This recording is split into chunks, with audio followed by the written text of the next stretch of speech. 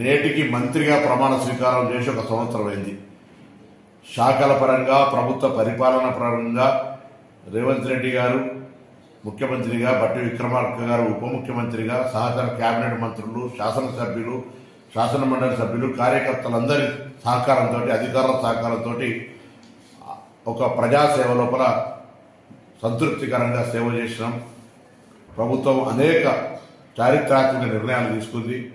ముఖ్యంగా రైతాంగ రుణమాఫీ కావచ్చు, 200 యూనిట్ల ఉచిత విద్యుత్ కావచ్చు, 500 సిలిండర్లు కావచ్చు, లేదా తెలంగాణ అక్క చెల్లెలందరికీ ఉచితంగా మహిళలు బస్ ప్రయాణం చేయడం కావచ్చు, ఒక విద్యార్థి నాయకుడిగా గతంలో ఉద్యమించిన హక్కు అయినటువంటి పిల్లల బస్ ఛార్జీలు పెంచడం కావచ్చు, ఈ విధంగా అనేక రకాల సంక్షేమ కార్యక్రమాలు చేసిన ఈ ప్రభుత్వం తప్పకుండా భవిష్యత్తు 4 ఏళ్లలో మేము ఇచ్చిన హామీలన్నీ పూర్తి చేస్తామనే విషయాన్ని తెలియజేస్తూ, ఆ విధంగా ప్రజలంతా ఈ ప్రభుత్వాన్ని ఆశీర్వదించాలా ఈ మొదటి సంవత్సరం పూర్తి చేసుకుంటున్న సందర్భంగాని కోరుతూ అందరికీ నా హృదయపూర్వక నమస్కారాలు తెలియజేస్తాను.